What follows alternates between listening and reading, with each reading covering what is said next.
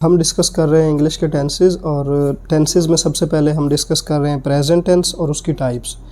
Present tense की types हम discuss कर चुके हैं। प्रेजेंट इंडेफिनिट टेंस हमने लेक्चर 1 में डिस्कस की, प्रेजेंट कॉन्टिन्यूस टेंस हमने लेक्चर 2 में डिस्कस किया है और प्रेजेंट परफेक्ट टेंस जो है हम वो लेक्चर 3 में डिस्कस कर चुके हैं। आज लेक्चर 4 में हम डिस्कस करने जा रहे हैं प्रेजेंट परफेक्ट कॉन्टिन्यूस टेंस। सबसे पहले स्टार्ट करते हैं सेम जो हमारा मेथड है कि सेंटेंस स्ट्रक्चर इसमें क्या होगा। सिंपल जो हमारे सादा जुमले हैं या सिंपल सेंटेंसेस हमने बनाने हैं उसके लिए हमारा सेंटेंस स्ट्रक्चर क्या होता है, वो सब में सेम होता है। सबसे पहले हम सब्जेक्ट लिखते हैं, उसके साथ हम हेल्पिंग वर्ब लिखते हैं, उसके बाद वर्ब लिखते हैं और एंड पे ऑब्जेक्ट लिखते हैं। सब्जेक्ट हमारा जो है वो ही, शी, नेम, वी, दे, ये चीज़ें जो है हमारी एज ए सब्जेक्ट यूज़ होती हैं। हेल्पिंग वर्ब इसमें जो है हमारा हैज़ बीन, हैव बीन, ये हमारे हेल्पिंग वर्ब होंगे। फॉर्म ऑफ वर्ब जो है इसमें क्योंकि कॉन्टिन्यूस का नाम आ गया ऊपर, आपने देखा होगा प्रेजेंट परफेक्ट कॉन्टिन्यूस टेंस है, तो इसमें जो हमारी फॉर्म ऑफ वर्ब है वो फर्स्ट फॉर्म प्लस आईएनजी ये हम यूज़ करेंगे, जैसे हमने first form plus ING use की थी प्रेजेंट कॉन्टिन्यूस टेंस में। यूज़ ऑफ हेल्पिंग वर्ब में हम देखते हैं कि जो हैज़ बीन है वो हमने यूज़ करना है जब सब्जेक्ट सिंगुलर होगा। Use has been if subject is singular and use have been if subject is plural और आई। जब हमारा सब्जेक्ट प्लूरल होगा या आई होगा, आई यूज़ होगा एज ए सब्जेक्ट, तो हम helping verb have been use करेंगे। उर्दू में इसकी पहचान सेम ही रहेगी जैसे प्रेजेंट कंटिन्यूस की पहचान थी कि एंड पे आता है रहा है, रही है, मीन्स के काम कंटिन्यूड है, जारी है, हो रहा है, लेकिन इसमें वक्त का तयन किया जाता है। एक स्पेशल कंडीशन है प्रेजेंट परफेक्ट कंटिन्यूस टेंस की कि इसमें वक्त बताया जाता है कि जो भी काम अभी कंटिन्यूड है, हो रहा है, तो ये कितनी देर से हो रहा है, ये चीज़ इसमें बतानी है हमने।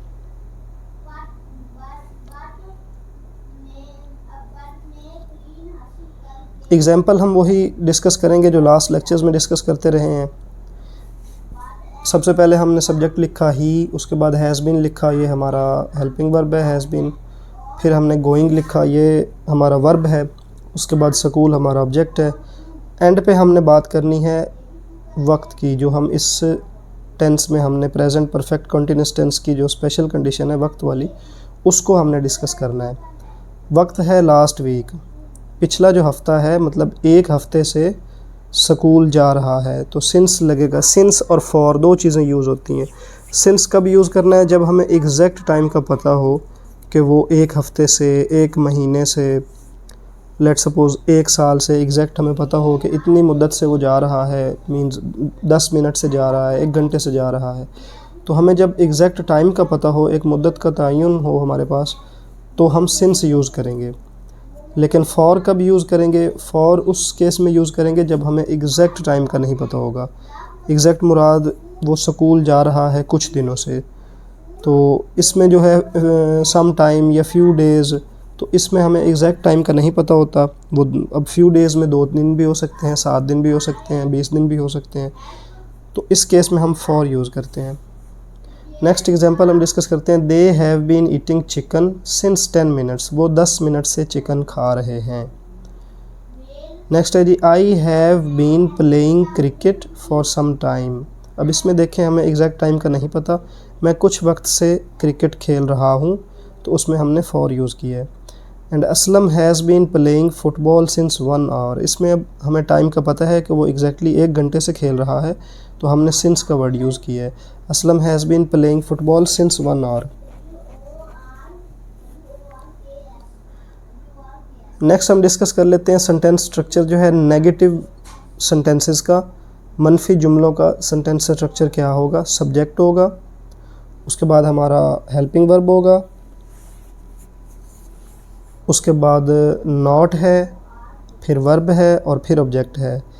एक इसमें थोड़ी एडिशन है, हेल्पिंग वर्ब जो है हमारा, क्योंकि इसमें हेल्पिंग वर्ब हैज़ बीन है, 2 वर्ड्स हैं हेल्पिंग वर्ब में, तो उसके दरमियान हमने नॉट को यूज़ करना है। हेल्पिंग वर्ब के दरमियान में हमने नॉट लिखना है, वो आगे एग्जांपल में अब आपको मज़ीद डिटेल से बात बताएंगे। ये सब्जेक्ट इसमें आपको पता है ही, शी, नेम, ये हमारा सब्जेक्ट होता है। हेल्पिंग वर्ब इस केस में, इस टेंस में, प्रेजेंट परफेक्ट कंटिन्यूस टेंस में हैज़ बीन और हैव बीन, ये हमारा हेल्पिंग वर्ब हैं।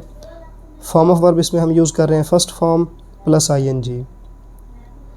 यूज़ ऑफ हेल्पिंग वर्ब में आपको बताएं कि जो use has been if subject is singular and use have been if subject is plural और आई। एग्जांपल्स इसकी डिस्कस कर लेते हैं। He has not been going to school since last week. वो पिछले हफ्ते से या एक हफ्ते से स्कूल नहीं जा रहा है। अब हमारा हेल्पिंग वर्ब इसमें है हैज़ बीन। तो ये जो ऊपर सेंटेंस स्ट्रक्चर मैंने लिखा था कि हेल्पिंग वर्ब के दरमियान में, ऊपर तो इस तरह से लिख दिया, लेकिन यहाँ आपको डिटेल में बताई जा रही है बात कि हेल्पिंग वर्ब के दरमियान में नॉट हमने लिखना है। नेक्स्ट एग्जांपल है they have not been eating chicken since 10 minutes. वो 10 मिनट से चिकन नहीं खा रहे हैं। नेक्स्ट एग्जांपल हम डिस्कस करते हैं। हमारी थर्ड एग्जांपल है I have not been playing cricket for some time. मैं कुछ वक्त से या कुछ देर से या कुछ दिनों से, जो भी आप कहना चाहें, मैं कुछ देर से क्रिकेट नहीं खेल रहा हूँ। Aslam has not been playing football since 1 hour. असलम 1 घंटे से फ़ुटबॉल नहीं खेल रहा है। तो ये चीज़ इसमें होती है। जो मेन याद रखने वाली बात है, आपने जो नॉट है वो हैज़ बीन के दरमियान में लिखना है, या हैव बीन के दरमियान में ये नॉट को आपने ऐड करना है, हेल्पिंग वर्ब के दरमियान में।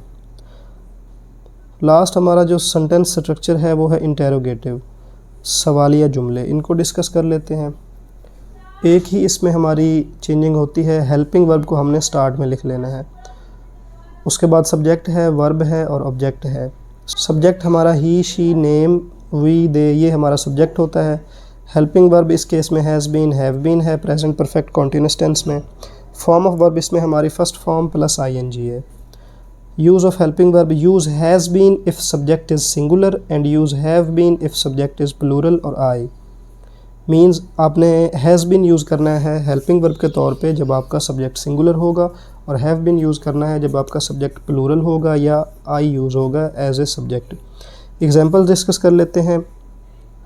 सबसे पहले हमने लिखना है हेल्पिंग वर्ब। अब इसमें भी थोड़ी डिटेल आपको मैं शेयर कर दूं कि दो हमारे पास वर्ड्स हैं हेल्पिंग वर्ब में, हैज़ बीन और हैव बीन, दो वर्ड्स हैं एज ए हेल्पिंग वर्ब जो हमने यूज़ करने हैं।